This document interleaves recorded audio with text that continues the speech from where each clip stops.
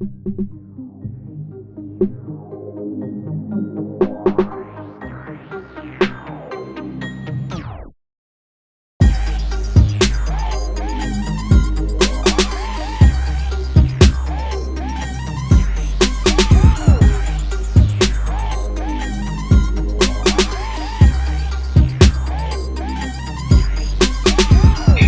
are now tuned in to the Cosmic Convos podcast, your number one source for accurate, relevant, and thought-provoking astrological conversations in the podcast nation. The place where stars and minds align.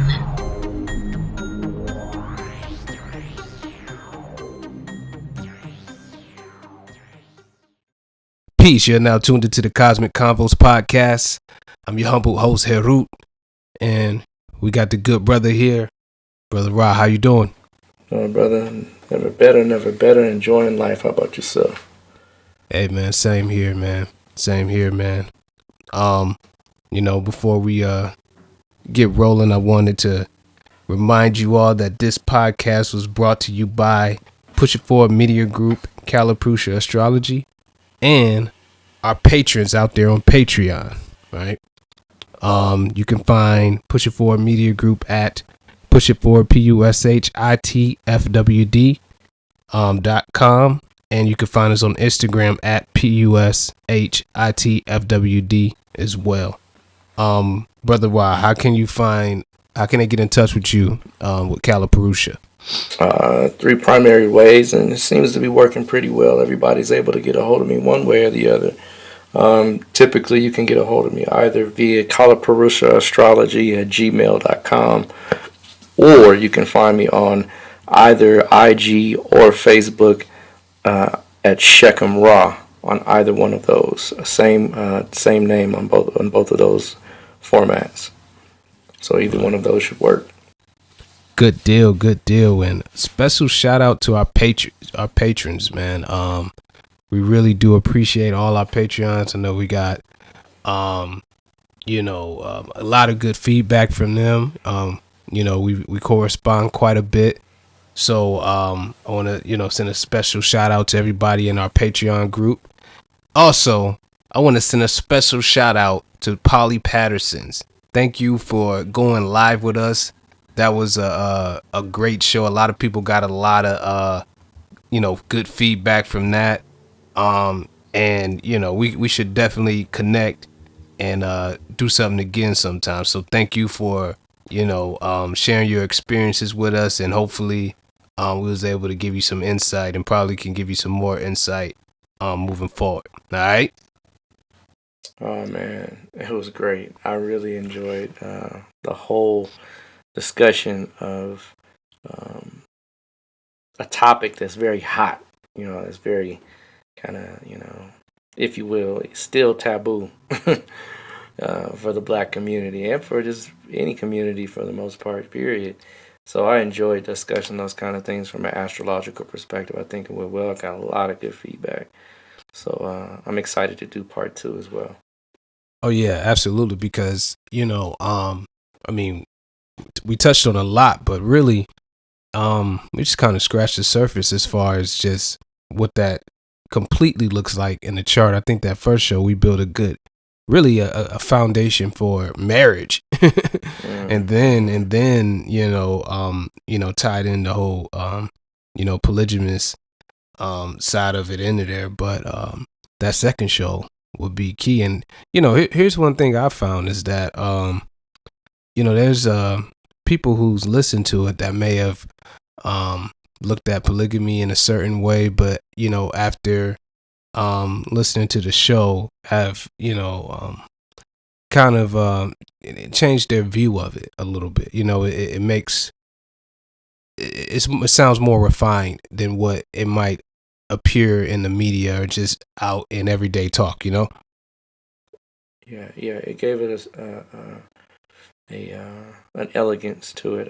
I definitely agree to that. And it should be, and I'm not here to knock anyone and what they do as far as their sexual life preferences or what have you. But when you understand that if one aspect of reality is allowed to exist, which legal same-sex marriage is what I'm referring to, then polygyny should definitely be something considered as a viable means to marriage. It seems fair, and to understand it from an astrological perspective means that obviously the universe has already understood that this is something that man is going to be dealing with. So, for all intents and purposes, I'm not going to say it's divinely ordained or divinely sanctioned, but I mean, obviously, it's a part of reality we should be addressing in a very mature and responsible way.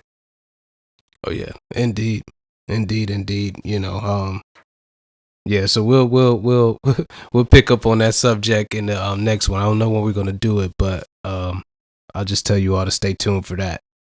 And I don't want to miss out. Shout out to Unc Mahai for showing us love on Patreon, and Kinameti Ra Metri. Thank you very much for all your feedback, all your interactions, and your support for the show as well. And we'll we might, this show might touch on a little bit of what some of our patrons has been hitting us up about, but we'll go ahead and get into it. So I think with last season we did few shows where we went kind of more on the fundamentals of astrology, end of things, just things that we all should know when we're dwelling into this space. And I think it's been a good time for us to kind of do a show like this right now, especially with with everything that's going on. A lot of people are tuned into astrology. I've even heard people thrown out, hit us up and say, you guys should start a astrology YouTube show like the Weather Channel. We actually should. Yeah, indeed. So in that vein, I think what we're gonna get into today will kind of get your mind kind of thinking of how what that even looks like. You know what I'm saying? To give predictions on a global sense like that, or how that affects people as a whole. So Brother Ra, what's your thoughts on that? I really think that's an excellent idea, and the show, astrology, for all intents and purposes, is such a vast science. Its understanding is it takes a long time to get it. I mean, there's so much to learn, and using this platform to really show the people that in real time, not just just showing the people in actual live. I mean, I wish we could. Be nice if we could have a microphone and a camera be on site, right? like a news reporter, you know what I mean? Like, show it, like, look, you know what I mean? Like, here's Rahu in effect. But that's the future. That's the future, no doubt, yeah. No doubt. But without a doubt, that's something that I definitely look forward to, and it's something that we could definitely branch off and venture into in a long term, from a long term perspective. Indeed. So let's go ahead and jump into today's topic. What you got for us today? Well, today is just last show's a little complex, mentioning certain things, and if you're not somewhat or even minimally astrologically savvy, it's kind of like, I'll get it as I go, or I'll try to find out, or research what he's talking about. But today's show is less complex. It really is very simple when you understand some general mathematics, right? Really, the essence of what we're studying is math, right? Because, numbers are math. So when you understand, general math and how this unfolds, life really kind of matches how the planets roll or how they unfold. And this show is going to be where you can go and research these things yourself without astrological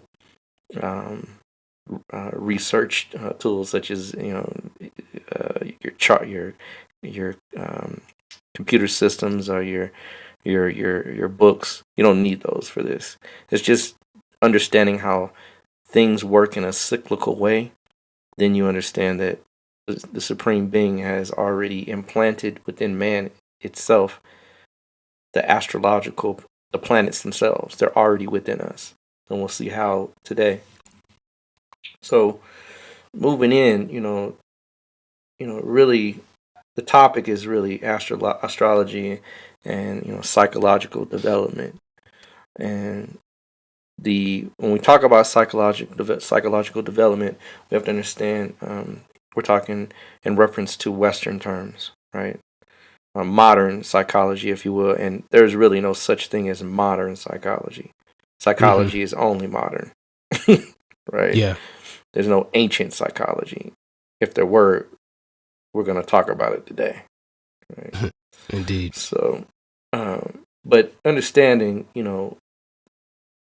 psychology, the word itself, psychology, when you break it down and understand the root of what it is, ology is obviously the study of anything like astrology, right? Biology, numerology. Ology is just the study of something. But when we talk about psychology, the root of psychology is psyche, or the psyche, or psyche. And to understand the realities in which we deal, you have to unpackage words. Our great teacher, Ram Ramin, teaches that you have to unpackage reality based on the concepts in which you're limited through the left brain, through words. And words are tricky, just like the planet that rules in Mercury, right? It's tricky, right? So words can fool you. So psych, what is the psych? Where would they get that word from? Well, the origins are Greek, right? Now, not to venture off into history and things of that nature, but understand that the Greeks attempted to understand the spirit because they were learning something from an ancient people called the Cometians, and they were being taught something that was of great value, but they didn't quite understand it, only could understand it to the level or capacity in which they were designed, right? And that time, of course, limited them greatly in this regard. So they could only understand certain things that were given to them from these ancient people. And so the psyche, right, was a part or a component of the spiritual makeup of man in ancient Kemet. But being limited in understanding and kind of not understanding how this thing unfolds or works, they took the psyche and made it a word that kind of stood for the totality of man's spirit, when really it's a very small portion. But the word, right, denotes, right, and you can, for the most part, look these things up yourself, but a great site to go to is Etymology Online. You put it up, Google's pretty user-friendly. But in there, right, they describe the word, or they break down the word as such. They say it's the soul, the mind, the spirit, life, one's life, the invisible animating principle or entity which occupies or directs the body. So, well, what is it, right? What is the psyche? What are we talking about, right? Is it composite, right? Is it homogeneous, right? What is it? And so the attempt of the Western man, the Western mind, to try to comprehend something that takes thousands upon thousands upon thousands upon thousands of years to comprehend, right? Their attempt to understand this at best, right? Psychology is about at best it started maybe late 1700s, early 1800s at best. Yeah. So, and they're piggybacking using a word that, as I just described, has various connotations. Right? So they're confused is really the bottom line, right? Western man, the Western mind is confused when it comes to understanding the spirit and how it unfolds. And so, Well, that kind of kind of piggybacks off a comment that I made in the last show about how the Western man kind of came up in the world compared to us, or compared to darker skinned people, right? Because you have an environment where you don't have agriculture, you don't have these systems in place where you can sit down and you can observe nature and you can ponder God and stargaze and all that stuff like that. Then you don't really you don't have that experience. Definitely, and that's why we literally one of the words that we would use in Kemet to describe an aspect or reference the supreme being is netter or intir or enjora, or different pronunciations, but the bottom line spelling is ntr. Most people say netter, but netter is the same thing or akin to the word of as nature. So we understood that as above, so below. We understood that the stars and all those things are literally a reflection of us, just like we understood that the dog and the cat and all those things are reflections as well. And when you have an environment that's devoid of the experience and the connection of those things, and absolutely you're very challenged to understand matters of the spirit. And so that's definitely a good point, my friend, because that is exactly their beginnings and the challenges inherent in those beginnings. Yeah, it's like being poor, like if you're impoverished, you thinking about your next meal, you thinking about how you're going to survive the next week and stuff like that. You're not thinking about grandiose topics like God and all that stuff like that. That's just not a priority on your list. Yeah, they're late in the game.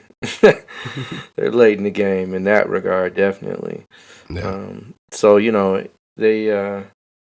they have limitations in the understanding of what consciousness really is, right? Because consciousness and spirit are not the same thing.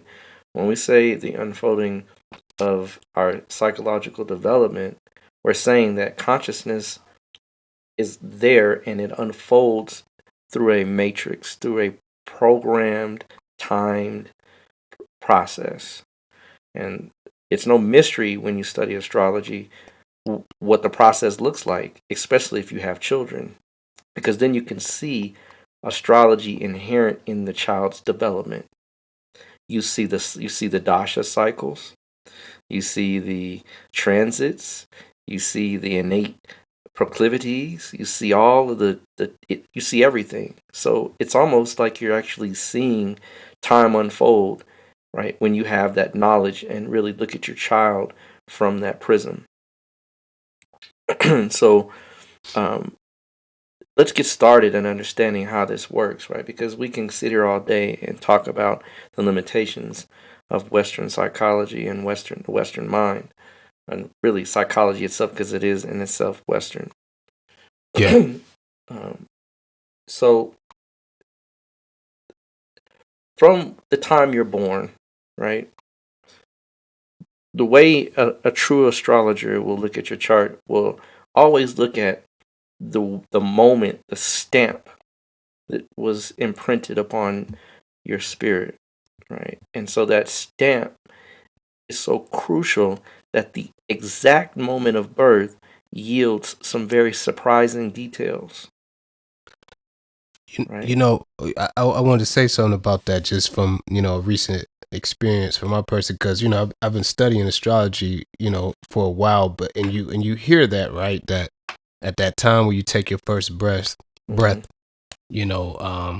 your chart that's just, it's imprinted on you. But when my daughter was being born and I'm in the room, and when she came out, like, you felt the chi like hit the room, boom, when she hit you that felt first the difference, didn't you? You felt it was a shift. You know what I mean? As soon as that happened, like, everybody in the room was tearing up. It just hit, boom, as soon as she took that first breath. Yeah, and the more you observe it from this prism, or this mind, this thought process, because there's different ways to look at these same principles, right? This is just one that is in action and in motion, but there's other ways to look at the planetary energies and how man's makeup is built. That's a whole nother conversation. But nonetheless, from that moment, that time when you take your first breath, when you're imprinted and your spirit literally begins to unfold, and from that time, everything is literally timed. They say you're dying from the time you're born. Well, that is correct, right? From the moment you are in this world and that imprintation process begins, then it's set in motion. People say, well, it sounds like fate.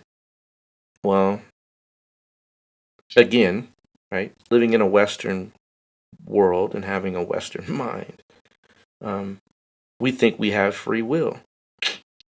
Sorry to burst y'all's bubble, but you don't. Right? There's no such thing as a free will. There is a will which allows you to be free, but there's not a free will which allows you to do anything you so choose. And so we even discussed that, I believe, last season, right? We talked about, can you do anything you think you want to do, right? Yeah.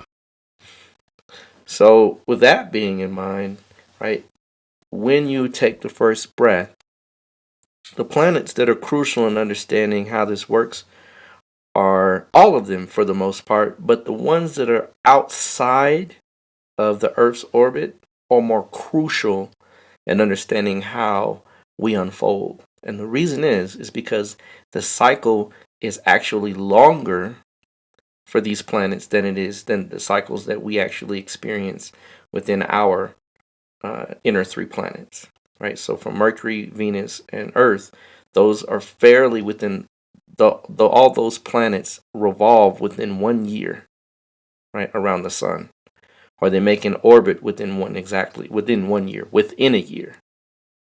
Okay, the sun is exactly 1 year, right, from the time you're born, 365 days. So those inner planets don't exceed that, right? But the outer planets do. And those are the ones that really do impact and shape man's consciousness on a larger scale. Mercury, of course, does, because he makes 3 to 4 retrogrades per year. Venus does, because she imprints on your consciousness, and on your spirit, rather, in a very specific pattern, right? But that pattern is still within a year's time. So it's more about the sun's movement in those inner planets versus the outer planets, which are independent of the sun. Does that make sense? It does. It does. I mean, even, a lot of the, when people are trying to compare Western astrology and different things like that, what I found is a lot of the stuff that a Western astrologer would append to a person, you could sometimes see that what they're saying, that it's because, the sun being here is saying that sometimes it could be Venus being there that's actually creating that, and it's being expanded onto the, to the sun, or as far as how they're interpreting it. But a lot of times it's another planet that usually is not too far or too ahead of the sun that's causing that reality that someone is pointing out. Mm-hmm. No, you're right. Right. Absolutely. And so the inner planets are still crucial. I'm not diminishing their importance. I'm saying from a time perspective, time is what we're studying, right? Because this is all about time. Everything we look at through astrology is relative to time. So to master and understand time, right, we have to look beyond our inner kind of comfort zone and look out to see what those outer planets are doing to influence man's development. So the first planet we look at, now what people say, what about the moon? I didn't mention the moon. Well, the moon obviously is relative to our movement on Earth, right? It's connected directly to our orbital system. So our gravity has it in its possession. So it literally is an extension of the Earth, right? For all practical intents and purposes. So the cycles are still not going to affect man like the outer planets will, right? But there's a direct correlate between the inner and the outer planets, and we'll see how. So first planet we look at is Mars, right? So Mars, right, is the planet of aggression, right? It's the planet of the musculature system. It's the planet of courage, right? It's the planet of dominance, right? It's the planet of being able to assert yourself. And so for the first year or so, right, generally speaking, again, there's always exceptions to the rule. People say, well, my baby was doing this and that, right? At 2 months old, right? I get it, right? But we're talking about the normality of most folks, right? For the normality for most people,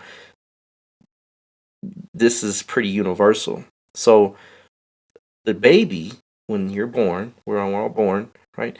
You're attached to the mother's womb.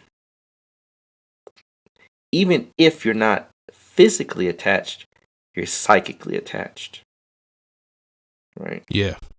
But before you can even do anything, right, of your own accord, right, you're physically attached, even though you're not physically attached. You can't move anywhere without her, right? Provided the mother is there, right? I know some folks say, what about if the mother and people ban? I'm talking about the general consensus of man's life. There are always exceptions to the rule. But for the most part, the baby is still very physically attached to the mother until the child begins to walk. Now, the child's effort to walk is timed perfectly to the cycles of Mars. Mars, on average, takes about 687 days, give or take, right? Because the cycle can be slightly variable because of the planets are not exactly, they have an exact cycle, but they can vary. There's some variances. But for the most part, about 687 days. Almost 2 years. Yeah. Right? So it takes about a year, a month and a half to move through each sign. 45 days, 43 days, 43 to 45 days. So when Mars makes his complete cycle, it's 2 years. It takes almost generally 2 years for that to happen. When Mars makes his opposition, that's the first year of life. Mars is the planet of independence. It is the planet that allows you to express your independence. Right? Mars is the planet that literally, when it is opposing itself, it is literally pushing back on the musculature system so that it can learn to erect itself. That is the first year, perfectly timed with Mars coming into opposition to itself. Dig that. Now, when Mars moves, of course, to a full return, that's 2 years, right? Well, what do they always say? According to most parental kind of uh, sayings, right? I don't know the words you would use for it, but they say the terrible twos, Yeah. right? Yeah. That's when the child knows it can enact its own direction and its animal has a very potent say in what it does. That's why they say, what's the first word they usually say? Nope. No. That's a Mars thing. So, right, Mars is the planet that literally cracks and breaks you from and cuts you from the psychic umbilical cord from your mother in the first year, and then the next year within the first 2 years, right? Now, this same cycle happens over and over and over and over and over and over, creating a pattern. Here's the thing. If you notice Mars in certain positions in the chart, you can even say if the child will walk earlier. Mars in the first, third, sixth, 10th, or 11th house usually indicates a child that will actualize himself earlier than other children. That's how specific it can be. So Yeah. your psychological development is governed by these planetary cycles. That's why we can predict. Does it make sense?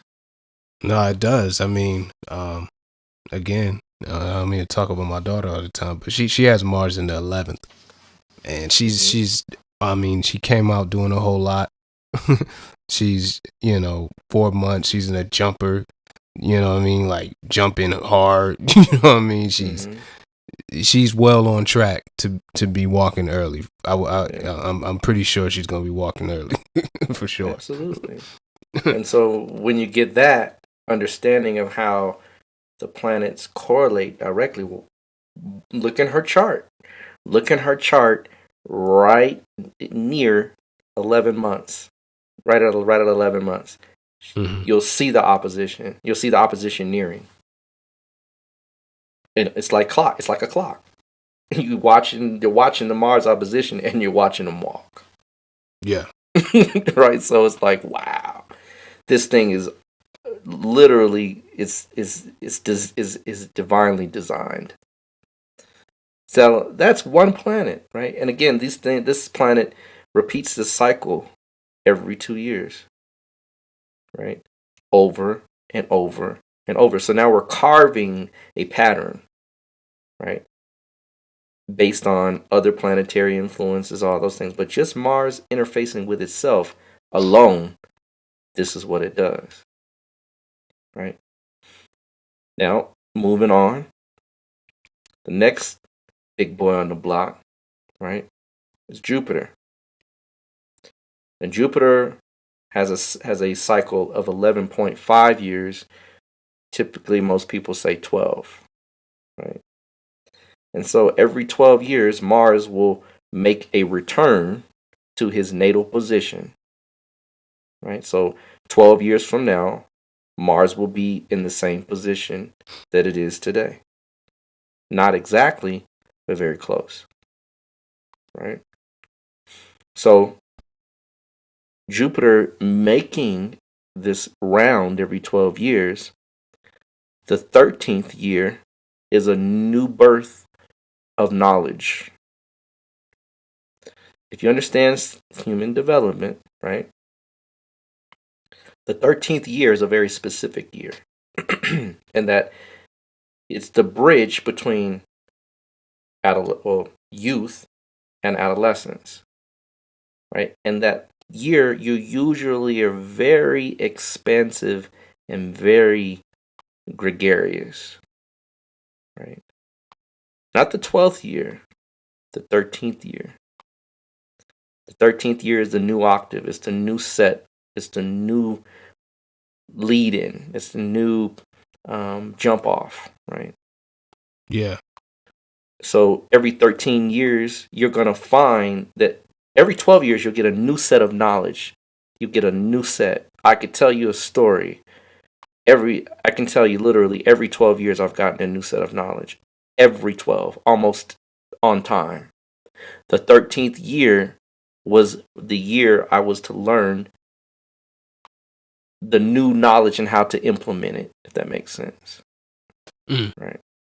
So you're going to get an upload, right, every 12 years. Just go back in time and piece together what happened at 12 and then look at the next year. Then you'll start to remember, wow, at 24, I did get some new knowledge. I met this and I got that. And then you'll see a pattern, right? So every 12 years, you get a new literal perspective of knowledge. Oh, yeah. Yeah. I got, yeah. Yeah, because mine hit. Yeah, I definitely a whole paradigm shift happened at 24 for me. Yeah, absolutely. And 12 too, because it's called puberty. Right? Yeah. Right. It just happens. Yeah. And I mean, there's other planetary. I'm giving you the general way the transits unfold, but there are even other planetary principles that talk about the psychological development in Jyotish. For example, Jupiter actually turns on at 16, right? Saturn yields up at 36, right? Certain planets turn on at certain ages. That's not what I'm talking about here. I'm talking about the planets as they interact with themselves and with other planets in the chart simultaneously. Yeah. As they move, right? As they impinge different levels of consciousness and different levels of unfoldment for man. So the next planet, right, is Saturn, right? Good old Saturn. And Saturn's transit takes 28 to 30 years, generally speaking, to make a full return, to make a full, complete go around the chart to return to the original position it was at the time of birth. It takes 28 to 30 years. Right? Now, let's talk. This is vast. This is really how man's consciousness unfolds for the most part. It's through Saturn. Saturn is the big boy on the block, right? Even though Jupiter is bigger by size, Saturn is the last ring past knot before you get to the outer planets. The true outer planets, right? Uranus, Neptune, and Pluto. So Saturn being that last ring past knot, really, and literally, if you ever study astronomy, which most astrologers, if you're a good astrologer, you should be studying astronomy and learning astronomy intimately. There's a cycle that happens one every 100,000 years, and it's governed by the interaction of Jupiter and Saturn, right? And it creates ice ages. So, and this is known fact, right? This is nothing astrological. This is astronomical, even though they are both very much connected. But Saturn is kind of like the checkmate for Jupiter. That's why they're actually neutral in astrology. Astrologically speaking, when they're compared to one another, Jupiter is neutral to Saturn, and Saturn is neutral to Jupiter in many regards.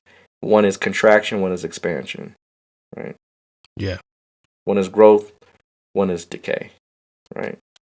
So Saturn is the planet that literally is the governing principle that unfolds your destiny, and literally, as you well know, brother, the practices and studies that we research and implement, Saturn is the governing principle of destiny itself, and this is why. Yeah. Right. Every 7 years, Saturn will square itself, meaning it will create a pattern that looks like a square, right? 7 years, he will literally be three signs from himself. The next 7 years, 3 signs. The next 7 years, 3 signs. The next 7 years, 3 signs. Right, equaling 12. So when they well, it's gonna be 4 signs, technically 4, excuse me, but the transit happens through 3 signs because you count the initial sign. So when he makes that square, right, that's 7 years. Well, man's development happens exactly like that. So remember, Mars governs the musculature system, right? Yeah. Saturn governs the skeletal system. Right? Saturn's process is crystallization. That's what it does. Mm-hmm. It crystallizes things, right? It makes things concrete. Well, up until the age of 7, the soft spot on a child's head, where the top of the head is still soft, up to 7. Now, 7, when Saturn begins to square itself, it crystallizes you into this reality. Mm-hmm. So now you are who you are, for the most part, for life. See, the past life is poured into the childhood. So the Saturn's karma is being released during that time. So for the psychological development to unfold, Saturn, when he makes a square to himself, he literally cuts you, he solidifies your consciousness by closing off the fontanel on where the brain is. So now you don't have that direct upload link to source. Right? Your imagination shuts down more, you become more crystallized in reality. So this is shown through the fontanel. The fontanel is where we have the Sahasrara chakra, right, and the other higher chakras. That's literally where their physical locale is. Mm-hmm. The Bawi. The Bahui, right? Yeah. And so the Bahui, when it closes at 7, you are now a resident. As a resident, you are who you are. That's when you notice a child, because when you have children, you notice at 7, they're kind of like, you can adjust, but they're crystallized. They have their likes, they have their dislikes, right? Their ego is formed, is what I'm saying, right? Now, half of that cycle is very crucial as well. So if we take 7 years and divide it into 2, 3.5 years and 3.5 years, that cycle, the first 3.5 years, right? This part of the crystallization process is denoted by the literally the woman's milk begins to dry up. This is the lunar connection that you have, of course, with the mom. The moon, the mother is the moon. So Saturn ensures that, look, the mother's not going to allow this to continue. You have to die to that connection. That's what Saturn does for the first 3.5 years. The first 3.5 years are about nurturing, sustenance, right? About security, right? And really, to understand how this works, just simply look at the position between the moon and Saturn in a person's chart. It would directly tell you about that first 3.5 years of life. This is a secret most people don't know. Right? And do you know why? Because the moon mimics Saturn's cycles directly. The moon takes 2.5 or 2.25, right, days to move through a sign. Mm-hmm. The moon takes 2.5 years to move through a sign. Right? You mean So Saturn?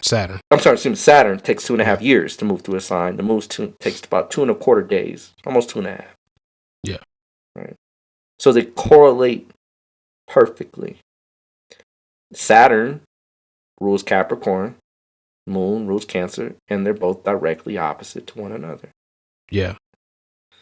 So Understanding this direct relationship, the first 3.5 years, if you want to understand how that level of consciousness was impinged upon, or that level of spirit was impinged upon, just look at the relationship between Moon and Saturn. Did the person feel like they had the right start, right, to get things done? And this, it affects everything throughout life. This first 3.5 years. The next 3.5 years is now more leaning towards the essence of father, right? Now we're talking about the solar aspect of this, right? First 3.5 is lunar, next 3.5 is solar. Up to the age of 7, this is ego development. And this is what psychology has been trying to figure out forever. It's already pretty much designed. Yeah. Yeah, it's a hardcore arrogance, man, in Western culture, man. It is really. I mean, they really, golly, it's already there. You're not doing anything special, right? It's really kind of it's etched into our being. Yeah. So the next 7 years, right, from 7 to 14 now, right, is responsibility building and preparing for the snap of puberty, right? The onset of puberty. And so this now is when Saturn is going to oppose himself. First he squares, then he opposes every 7 years. So now he's on opposition mode. So Saturn is now about restrictions. I want to go hang out with my friends. No. I want to go to the party. No. I want to go spend the night at such and such's house. No. Ah, I hate my parents. Right. Right. So, right. Yeah. This is the typical response. Because Saturn is opposing his what? Restrictions, teaching you responsibility, teaching you maturity, teaching you patience, teaching you to delay your actions, control those little hormones of yours. Use your frontal lobes. Yeah. Well, guess what? The frontal lobes aren't even on yet. Yep. But Saturn tells when they're going to turn on. So, I mean, this is just phenomenal. To me, it's phenomenal. Not everybody has this awe of the signs, but to me, when I really started understanding how this works, it's like, wow, like this is crazy. This is just phenomenal how the Supreme Being literally invests itself and unfolds itself through these levels of consciousness, through these planets. They're all within us. So at 21, right, something special happens at 21. Saturn makes another square, right? But now Uranus, which is an outer planet, makes his first square. Right? Now we'll talk about the outer planet in just a minute, but I just want you to note that this is a harmonic I'm showing you. Saturn's making a square, Uranus is making a square. And you're being impacted simultaneously, right? From both aspects, because one is about restriction and one is about rebellion. So at the age of 21, right, when Saturn now says, look, what are you going to do? You're not with your parents anymore. You're able to make decisions for yourself. What's your next course of action? These are the things that Saturn is telling us subconsciously. And they're there. And when you don't listen to them, that's when the Saturn return becomes regretful. Because Saturn is there to remind you of time. Even though you might be 21, and we scoff at time at 21. Oh, we've got all the time in the world. But something is still telling you something. It's time to grow up. Hey, you need to go provide for yourself. Hey, you need to feed yourself. This is Saturn, responsibility. Yeah. Right. So from 21 to 28, right, something special happens. About 25, 26, right, your frontal lobes begin to turn on. I said begin to turn on. Right. they begin to operate in ways that literally control impulses. And this is what Saturn is all about. Right? Impulse control, delayed reaction, delayed gratification, planning, using your mind to do something of a grander position than yourself. If you do those things, then those returns are more rewarding, and they're more of a rites of passage. But when you don't do those things and listen to Saturn, listen to your elders, Saturn, right? Listen to the guidance that's trying to be just being imputed to you, Saturn, right? When you listen and you adhere and you follow, right, to a degree, because there is something inside of you that also wants you to not follow, and that's still healthy as well. But when you do things in an orderly fashion, a timely fashion, you get a reward, right? This is how African society is structured innately. Most Eastern societies are structured this way. So, understanding, we paid attention to how these things were not only in the heavens, but how they manifested on earth. Right. So now we've got a complete cycle with Saturn 20 every 28, 30 years. This is your grand return. Now it's time to die to all of the things prior. Now it's time to mature. And you'll notice at 26, 27, 28, 29, you lose a very prominent person in your life. It just happens that way. Because, of course, you're getting older. People age. Common sense, right? But at that age, someone in a prominent position, grandparent, someone that really was influential in your life, great aunt, great uncle, someone of a key role in your life will pass. Just pay attention, right? Because it's a Saturn waking you up. Time to grow up. Grandma ain't here no more. Right? Grandpa ain't here no more. They're gone. Now it's time to literally lean into, right, the adult realm, right? The adult level of living. It's Saturn showing you that at that first Saturn return. The second Saturn return is a whole nother ballgame. But let's talk. So there's other planets that we're going to talk about. One of which is Rahu. That guy, right? So Rahu makes a return every 18.5 years. Now we're actually in a Rahu return from 9/11 right now. Yeah. Go figure, right? Deep. So every 18.5 years, some people say 19. I say it's 18.5. There's a change in consciousness. And if you notice, isn't it just strange how 18 is the age that, oh, you're an adult? That just seems like it's kind of arbitrary. It's not. Right? Everything in this society is designed by Masons, or pretty much designed by Masonry.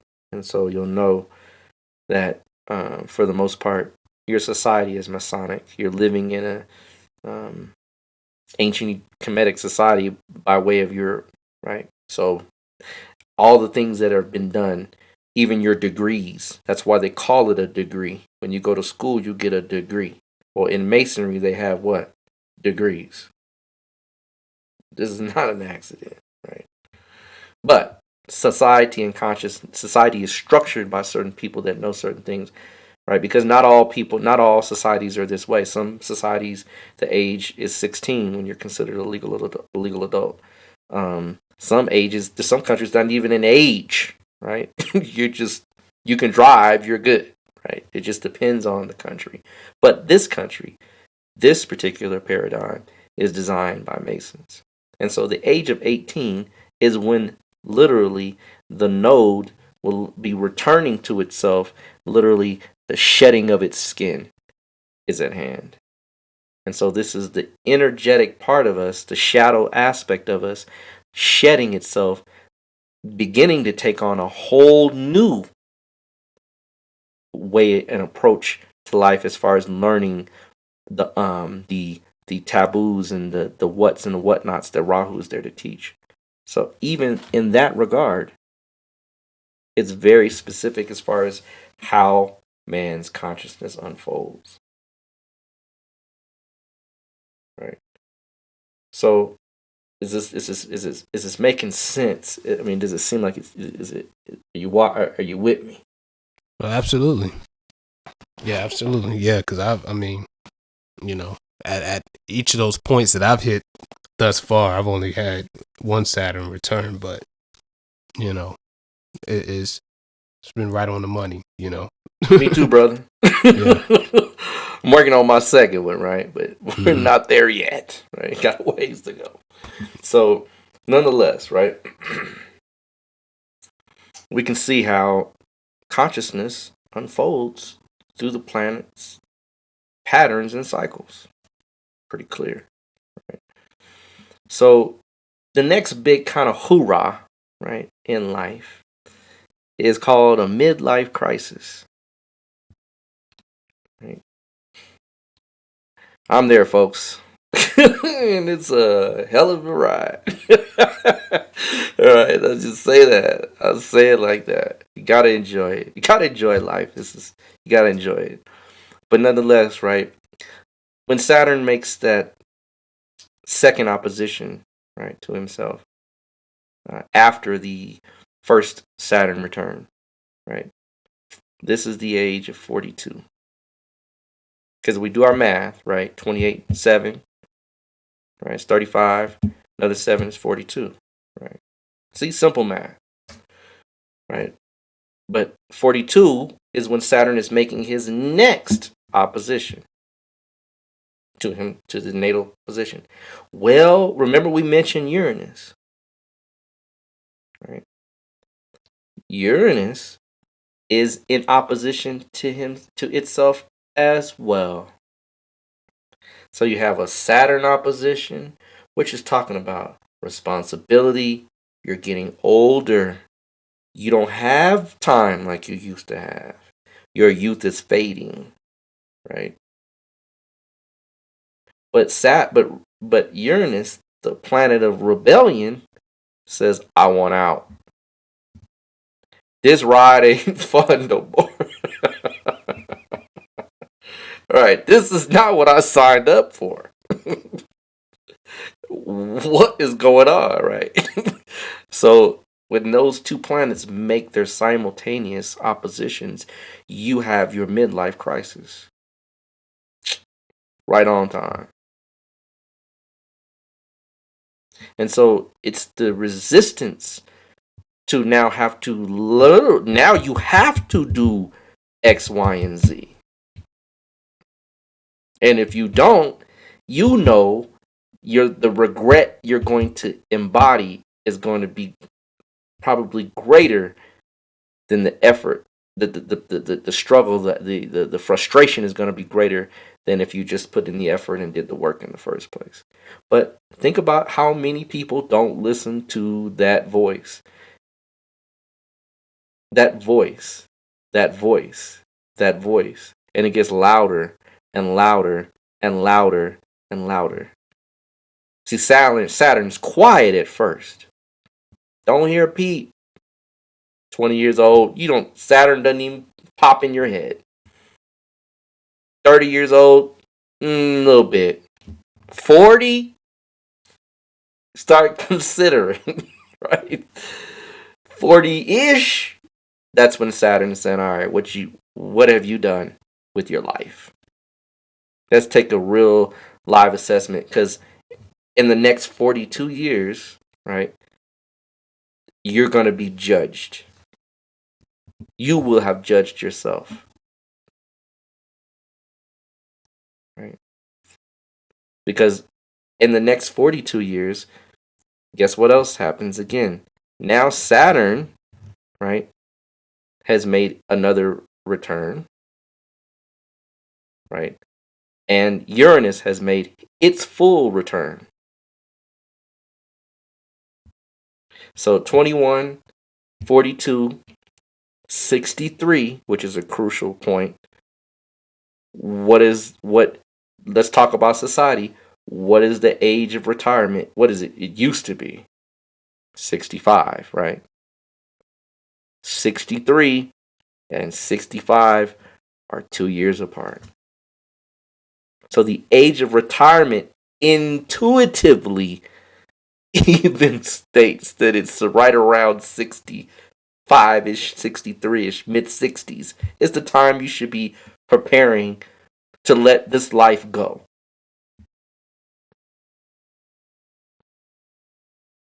Right? It's just phenomenal how these things interface. So the other planets, we don't get a chance to experience their cycles because we just don't live long enough. Neptune is 164 years and Pluto is 248. But Uranus is 84. And so to make one Uranus return gives you the opportunity to let go of this life, to rebel to this life, to prepare for the next life. That's what the Uranus return is all about. And if you notice that people at 84, they really don't have any too much to say about life at that point. They're kind of like done.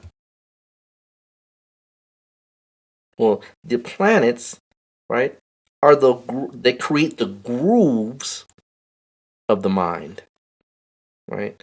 And consciousness fills those grooves. And so then life becomes what it is because that process is instilled from that moment of imprinting on us. So that's how literally man's psychological development is governed by the heavens, bar none. If I got into more detail about the specifics of each one of these, if I got deeper into each one of these, you would clearly see that, yeah, there's just no doubt that these planets govern our consciousness. They govern our mind, rather. Consciousness is beyond that. But our mind, it is our mind for the most part. Indeed. Yeah, this sounds like, we can probably double back on this one as well sometime. Well, absolutely, because the houses have the same unfoldment. Yeah. So, just like we talked about just as a tidbit, right? And I teach this in my classes on a deeper level, right? Because two things we can mention, just like we talked about the relationship show, we had a relationship show, they have to know that their transits are going to be those points and contingents and problems. In fact, she even asked, right? When can we expect bumps in the road? Well, these transits are the reason why the bumps happen. Yeah. Right? They're the markers. So when you understand that, you can clearly see, okay, well, you know what? This is what's coming up. I mean, I can honestly, when you watch your own transit, you see, I know you do, brother. You sit there, I already know this is coming. Yeah. I just know it. But when you adhere to the warnings or the instructions, you come out because I've come out even better on the other side. I'm like, wow. Now, because a Saturn, for example, a Saturn Sun square means your supervisor or whomever you're dealing with has whoever your paymaster is, right, is gonna have the ability to cause you some stress, right? How you respond is your choice, but they're there to test you, right? So knowing this, I'm not gonna respond in a negative way. I'm gonna buckle down. You know what? I got you. I'm a double back and do what I'm a double back and do that work and watch. Not a peep. Matter of fact, congratulations. So understanding these cycles just just on a mundane level, just at your job or at your place of business, right? If the moon's conjunct Saturn that day, right? You might want to watch finances. Watch your spending, right? This is just for the day. This is how we use astrology, right? to literally navigate reality. And so the only way we can do that is if the planets have unfolded our consciousness in these different ways.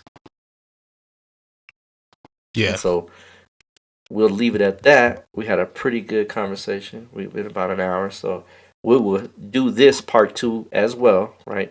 And we'll talk more about the houses and how the houses even talk about the unfoldment of man's consciousness. Indeed, man. Indeed. So, with that being said, I want to remind you all that this episode is brought to you by Push It Forward Media Group and Caliprucia Astrology and our patrons.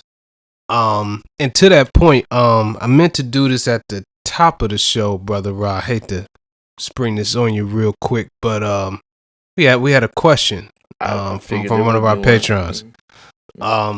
So the first part of that question was they wanted some more clarity on, when your moon is hammered.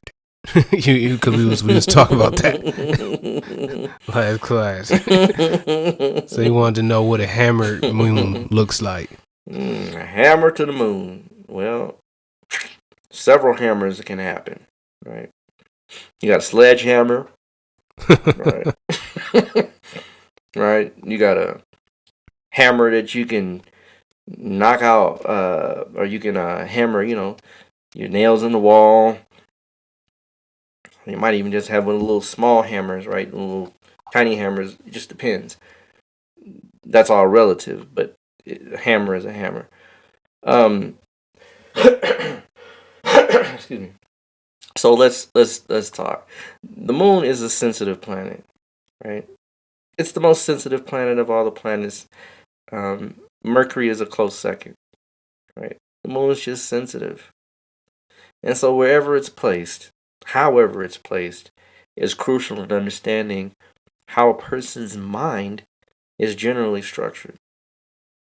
And so when I say hammered, I don't want people to think, oh my God, like if I see this, my life is doomed. It's not what it means. It means that the moon represents the very beginnings of who we are. It represents our early childhood, and it represents the vehicle that provides us an early childhood, which is our mother. And so understanding if a mother has a very rough time when the child is under their care, the child's consciousness is being imprinted upon with frustration, stress, angst, lack of compassion, minimal love. And there's studies to show that children need touch. Children need affection. Children will die. A baby will die without having that connection. Yeah.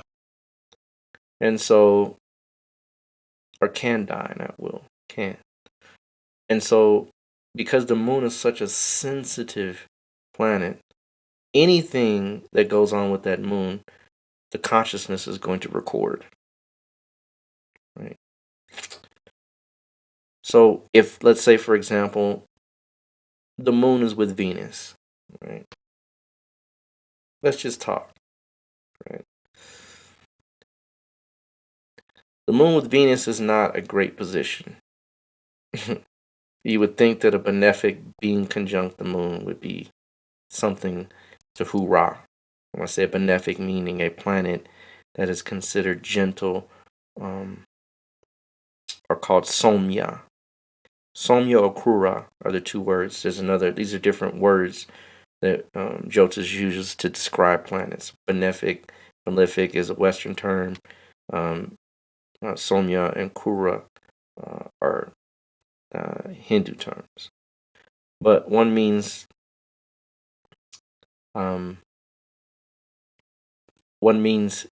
gentle in nature, and one means aggressive or rough in nature. I didn't say bad or good, right? I said malefic or benefic. So the moon conjunct Venus, right, can be very malefic because Venus imposes on the moon. It imprints on the moon far more than the moon will imprint on it, even though there is an interaction. Yeah. And so when the moon is conjunct Venus, these people can be very self-centered, very much pleasure-oriented, lack of responsibility, right? Extremely imaginative to the point where they almost don't live in reality.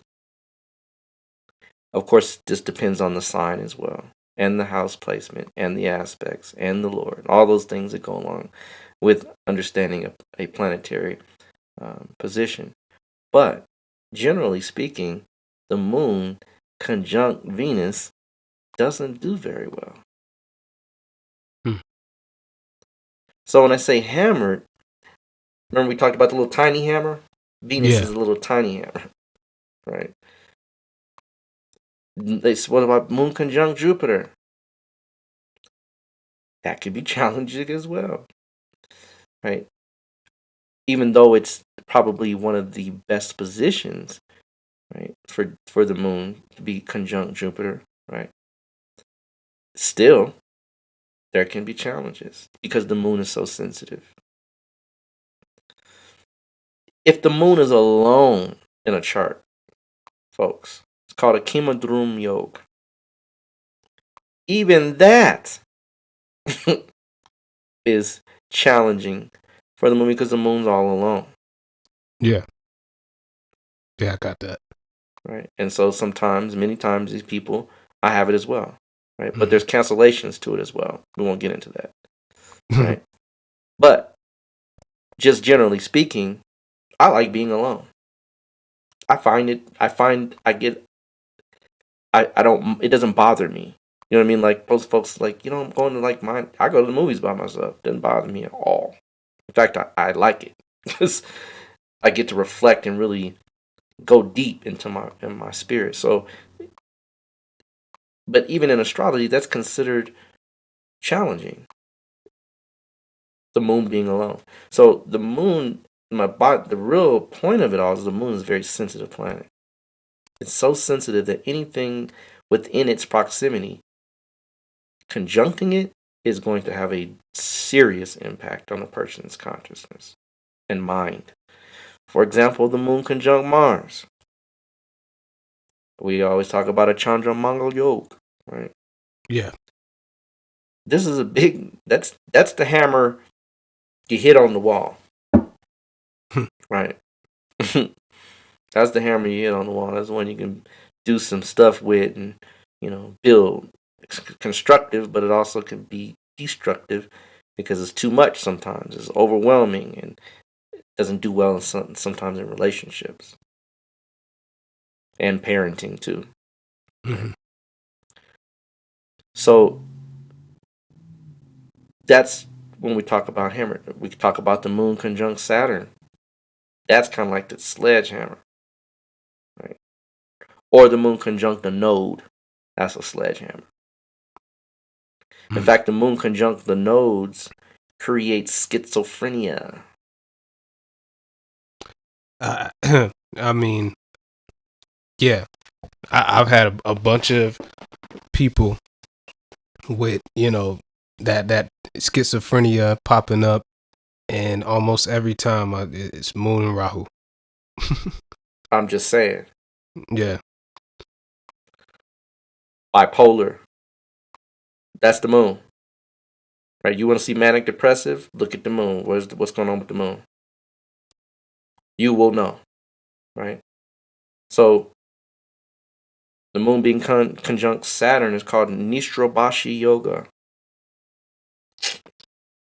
And it's lengthy in its description. Right? But let's just keep it a buck. Right? The moon is like milk. Whatever color you put in milk, it's going to take that color. Right? Mm-hmm. So if you put a little bit of, like, let's say Saturn is at 1 degree and Moon's at 28 degrees of any sign, slightly blue, barely blue, because Saturn is at dark blue, so it's kind of a little bit of blue in the milk. But the closer that Saturn comes to the Moon, the darker the milk will get, the more colorful the milk will get. And so we're talking about within 10 degrees, that milk is blue, right? If it's within 5 degrees, you're looking at some real dark blue milk. And if it's conjunct by degree, you probably would think you're looking at ink. Yeah. So, right, there's a gradual thing to this too. That's what I'm trying to say, right? And so understanding that when you have an Istrabasha yoga, it creates depression, right? Saturn dries things up, cold and dry, right? Yeah. And so the Moon, which is the milk, dries out. That's another way of understanding it. And so when that drying out of the milk happens, the person feels like a motherless child.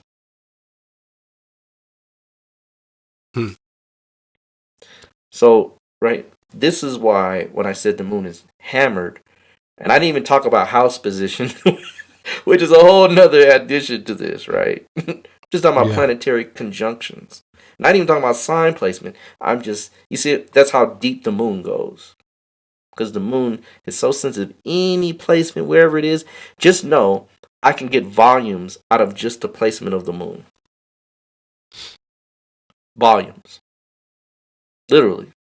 I could write a book on the placement of the Moon in a person's, at least a good chapter, right, on the placement of the person's Moon. Indeed. So when we say the Moon is hammered, and people say, was there any other good position of the Moon? Absolutely. Moon in the 5th house, aspected by Jupiter, conjunct Jupiter. Moon in the 4th house, which receives Digbala. Also, and of course, aspected or conjunct Jupiter. Or many times, the Lord of the Moon being conjunct Jupiter or aspected by Jupiter will do wonders. I mean, there's just different variables. And depends on what the person wants to do in life or what they're designed to do. Some people are designed to be firefighters. A Mars conjunct Moon might be just what you need. Yeah. Right? Where Saturn conjunct Moon, Jupiter conjunct Moon might pontificate the idea of saving someone. Right? So, you know what I mean? It's not all bad or all good. It just depends on how the person uses the placements and to the upliftment of their destiny. That's bottom line what it is. But know this: there are placements that generally cause you to be challenged with karma in the innate beginnings of life in order to make you greater as you go. So it's always a silver lining to a dark cloud in anything you do, especially astrology. We always can see, oh, well, this is the lesson. Once you learn the lesson, then literally, then things will shift. So hope that answered the question as to why I made mention of the Moon being hammered and what that kind of entails. Indeed. The other side of that question was not side, but just a totally different question was, what Sun in the 12th house for a country, what does that look like? Good question. Well, generally speaking, the 12th house is the house of foreign powers, right? It's foreign, right? Meaning, and it doesn't necessarily mean foreign as in like all the way across the sea. It just means someone that is not of your natal country, right? That's the 12th house. Could be Mexico, could be Canada, could be, let's say for United States, it could be Canada, it could be Mexico, it could be Nicaragua, it could be China, right? Any country that is not within your borders, right? Neighbors are the 3rd house, right? Now, neighbors, when I say neighbors, I mean like as in allies, right? People that you're connected with, that's like the 3rd house for a country, right? Not neighbors as in the sense of proximity, but as in allies. So the 12th house is the house of foreign lands and foreign powers. And the sun being the king, ruler, or governor, right, of a nation, more than likely can indicate that the powers that govern the nation are not of its own. Right? That the powers that govern a nation may be from another country that preceded that nation, or may even be in cahoots with that nation.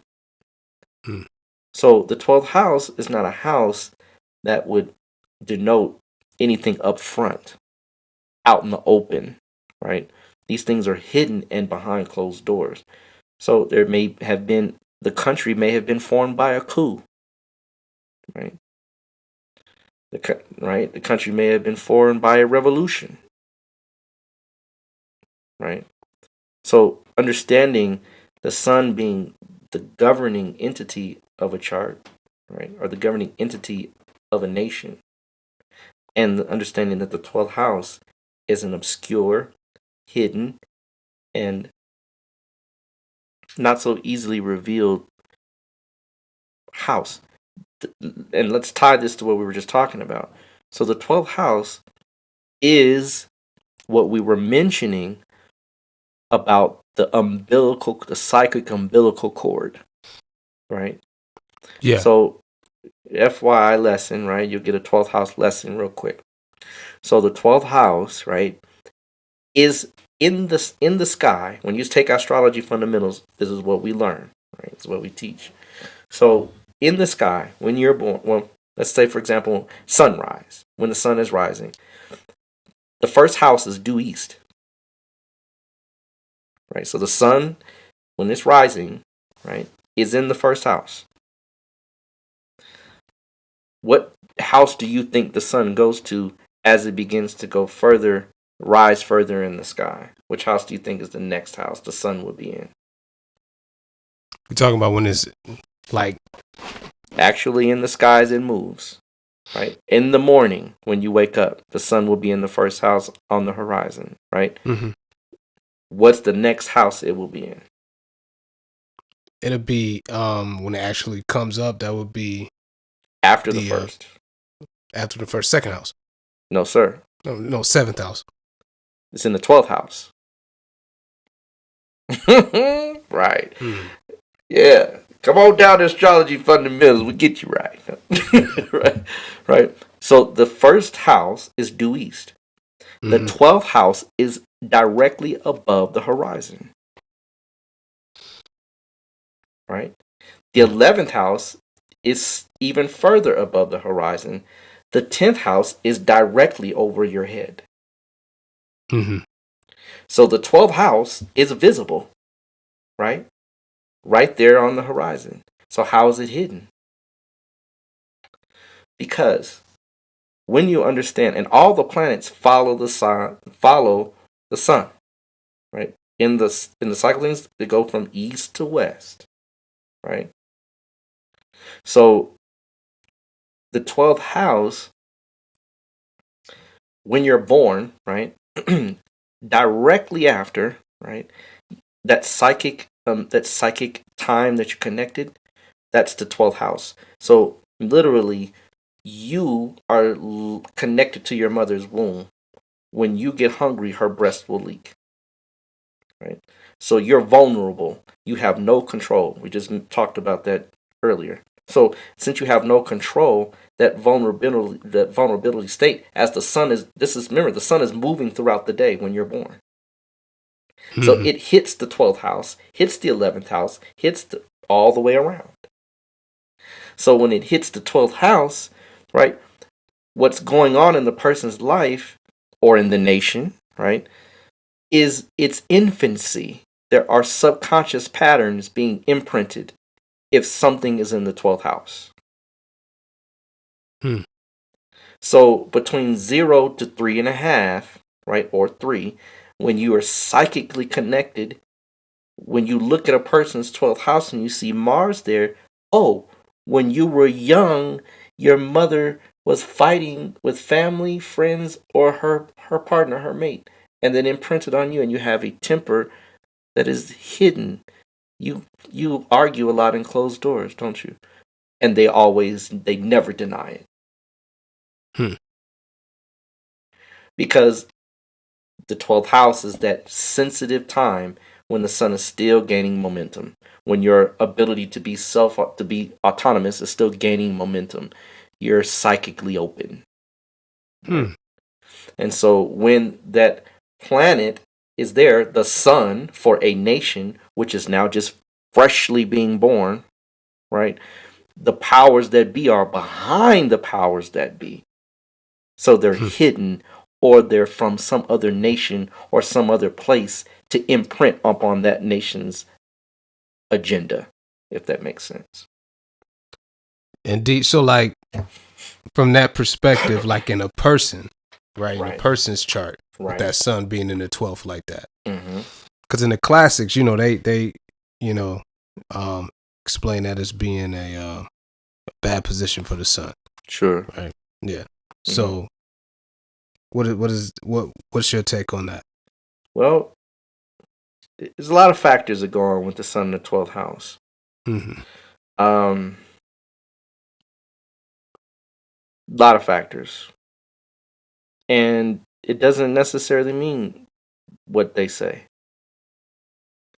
This is a general rule, right? Yeah. But the 12th house is meditation. Deep meditation. The 12th house is being alone. You'll find that sun in the 12th, but the 12th house is also escape, right? From reality too, right? So you'll find that many people with the sun in the 12th house, they live in their own world. In their world, they're the king. But in the real world, they're usually very despondent. They usually don't interact with people very much. They're more reclusive, right? They have a very, very hard time resting their mind. Because the 12th house is the house of sleep. Right? Yeah. The 8th house is also, if the sun is in the 8th or 12th, either one of those can create sleep disorders. Right? So, moon there can be effective there as well, but less so. Probably on the opposite end, sleeping too much, somnambulism versus insomnia. Right? Yeah. But the sun being in the 12th, I have a good friend of mine. He is ascendant, he's a Leo. Sun's in the 12th, conjunct and exalted Jupiter. And dude's pretty powerful. I mean, his whole chart is kind of different, but he's just graduated, starting his own Chinese medicine business. Right. But think about it. Sun's conjunct and exalted Jupiter. You see what I mean? So yeah. You got to kind of gauge it, right? Sun in Leo in the 12th. I can tell you this much. The father, for all intents and purposes, is marginal in the beginning of life. Not always. The father can come out later, and be a very prominent role later. But in the beginning of life, he's marginal. The 12th house is a marginal house. It's an in-between state house. It's the bardo, right? The inner planes, right? The ancestor realm. That's the 12th. So, right, when you have the sun there, the person probably has a very good connection with an ancestor. Strong connection. Right? Probably on the father's side, or maybe even grandpa or somebody like that. Very strong connection to a male or leader-oriented type ancestor. And probably gets input from them and don't even know it. So there's just, it goes deep. Right? Yeah. because Sun in the 12th, we could be, I mean, if it's conjunct Rahu, whoo, that's a whole nother ball game, right? Because there's something going on in the past life that's coming to this life, and that person has to deal, and it's not usually fun. They usually have addictions, serious addictions, right? Or they have challenges with control, right? Losing control of themselves. Yeah. So, blacking out, mental issues, right? That Sun can also create psychological issues too. Just depends on how it's placed. Yeah. But, and they're all psychological. Every planet, remember we just talked about every planet for the most part has a psychological unfoldment in our chart, in our lives. So by all means, right? We're reading into the psychology and spirit of man. So when we're looking at Sun in the 12th, we see a whole lot. Right? Sun in the 8th. My daughter has Sun in the 8th, but it's exalted. Right. So I just told you her ascendant if you were listening, right? So that what does that mean, right? Well, her dad's an astrologer. 8th house is astrology, right? Sun's exalted. So, right. All kind of stuff goes into this, folks. It gets deep. It gets real deep. But I hope that answers the question about Sun in the 12th for a nation, right? Yeah. Good deal. Yeah.